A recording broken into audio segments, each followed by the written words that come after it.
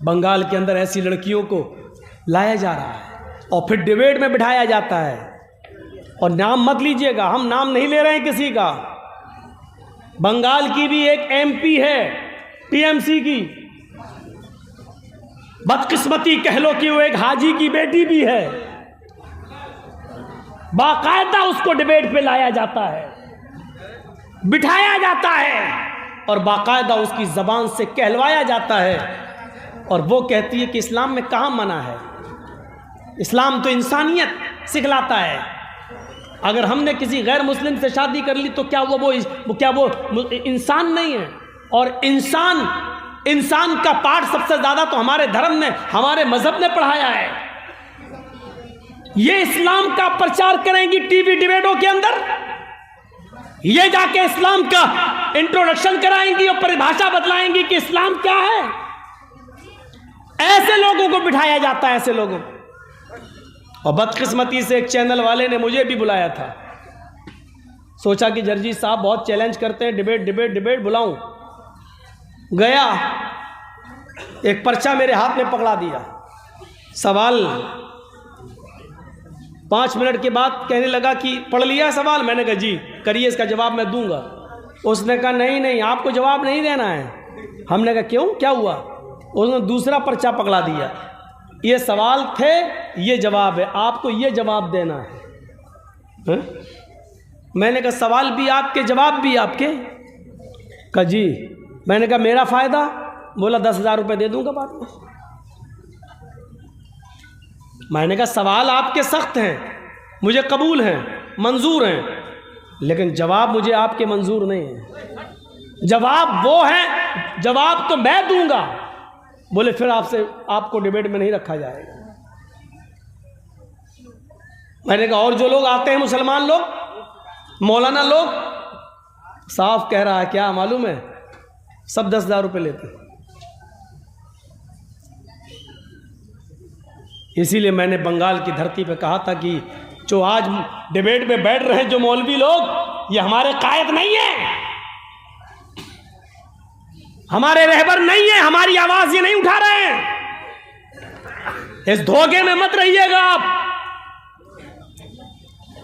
मजा तो तब है सवाल आपका हो, जवाब हमारा हो। नहीं, सवाल ये है, जवाब ये देंगे। उसमें एक सवाल 3 तलाक के ऊपर भी था और ये भी कहा गया था कि आप तो अहले हदीस हैं, आप तो 3 तलाक को 3 मानते ही नहीं, तो आप इसका जवाब दीजिए और बताइए कि मोदी ने जो कानून बनाया है बहुत अच्छा। मैंने कहा वो हमारा पर्सनल मसला है, 3 तलाक 3 या 1 ये हमारे घर की लड़ाई है, लेकिन इसके जवाब में आप ये हमसे कहलवा रहे हैं कि मोदी जी ने बहुत अच्छा कहा। तुम्हारे जवाब को मैं अपने पैरों के बूट के नीचे रखता हूं, नहीं मानता तुम्हारा ये मसला। फाड़ दिया मैंने वो उसका जवाब। किराया भी मेरा गया, भाड़ा भी मेरा गया, उसने 1 रुपया नहीं दिया। सब दलाल पहुंचते हैं डिबेट के अंदर। और आप भी कान के पर्दे खोल लो, बिहार वालों, सुन लो और बहुत साफ लफ्जों में सुन लो। ये देश हिंदू, मुसलमान, सिख और ईसाई और सारी कम्युनिटियों से मिलकर बनता है और चलता है। अगर इस मुल्क के अंदर कोई हिंदू हिंदू हिंदू हिंदू चीखेगा तो ये देश बर्बाद हो जाएगा, और कोई दूसरा उसके अपोजिट आकर मुसलमान मुसलमान मुसलमान, हमारा हक, मुसलमान का हक, मुसलमान मुसलमान मुसलमान चीखेगा, तब भी यह देश बर्बाद हो जाएगा। इतना याद रखना, इस देश को कामयाबी तभी मिलेगी जो हिंदू और मुसलमान, सिख और ईसाई सबको एक साथ लेकर चलने की बात करेगा। इतना याद रखिएगा, आप भी बहुत बड़े धोखे में हैं।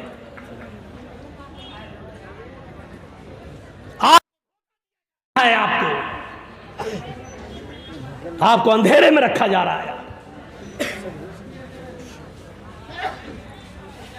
मैं ऐसे बीजेपी के नेताओं को जानता हूं जिन्होंने मेरे साथ ब्लैंक चेक फेंक दिया मेरे हाथ सामने, लो बोला क्या हुआ, भर लो जितना भरना हो।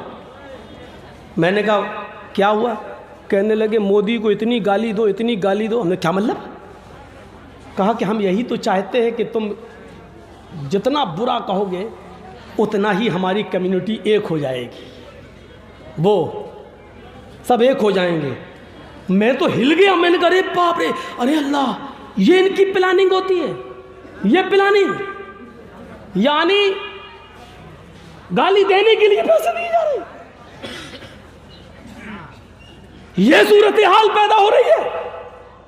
इतनी गंदी हो गई है सियासत, इतनी गंदी हो गई है राजनीति।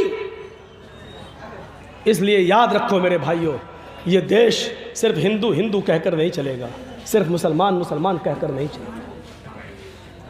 सारी पार्टियों ने हमें लूटा, इसमें कोई शक नहीं, हमारा कोई नहीं, इसमें कोई शक नहीं। हम किससे उम्मीदें रखें? कौन है हमारा? कौन है? किसी भी सियासी पार्टी ने, जितनी भी है भारत के अंदर, किसी ने भी हमारे साथ इंसाफ नहीं किया है, इंसाफ। लेकिन ये दौर अपना पूरा इंसाफ मांगने का नहीं है। ये वक्त ऐसा है जैसे मेरा पैर खराब हो चुका हो और उसको काटा जाना जरूरी हो, और डॉक्टर ने ये कह दिया जर्जी साहब अपना पैर बचाना है, या पैर को बचाने के चक्कर में अपनी जान बचाना है, या अपना पैर बचाने के चक्कर में अपनी जान को गंवाना है। जर्जीस को जान भी प्यारी है, जर्जीस को पैर भी प्यारा है, लेकिन जान बचाने के चक्कर में पैर कटाना ज़रूरी हो चुका है। इसलिए जर्जीस साहब हिम्मत बांधकर बड़े नुकसान से बचने के लिए छोटा नुकसान करने को तैयार हो गए हैं। साहब मेरा पैर काट दो, कम से कम मेरी ज़िंदगी रहेगी तो अपने बच्चों के सामने तो हम रहेंगे। ये सूरत हाल है आज हमारी, ये याद रखिएगा, ये सोच लीजिएगा। एनआरसी आपके सर पे मुंडला रही है।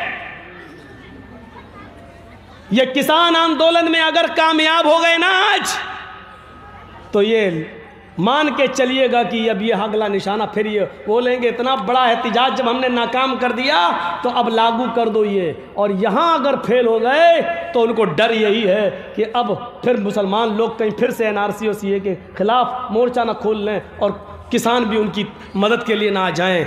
ये सब हमारे सरों पे मुंडला रही है, ये सारी चीज़ें हमारे सामने मौजूद हैं, ये याद रखना।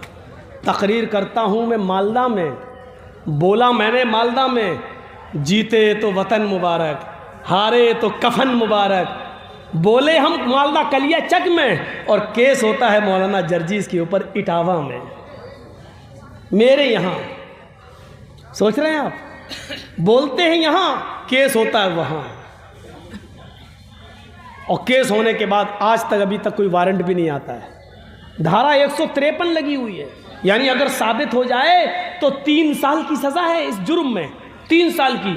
इतनी बड़ी 3 साल की सज़ा जिस धारा में हो, अभी तक 1 साल हो गया, कोई सम्मन नहीं, वारंट नहीं, बस डराने के लिए 153A लगा हुआ है, 153, ताकि दोबारा आवाज़ ना खोली जाए। किसी पार्टी में अभी मैं शामिल हो जाऊं, किसी भी पार्टी में अगर मैं चला जाऊं, बीजेपी छोड़कर किसी भी पार्टी में चला जाऊं, तो अभी हम अंदर हो जाएंगे, अभी हम अंदर हो जाएंगे। क्यों? प्रेशर बनाने के लिए। देखो फला पार्टी बुलवा रही है, यह सूरत हाल हो चुकी है।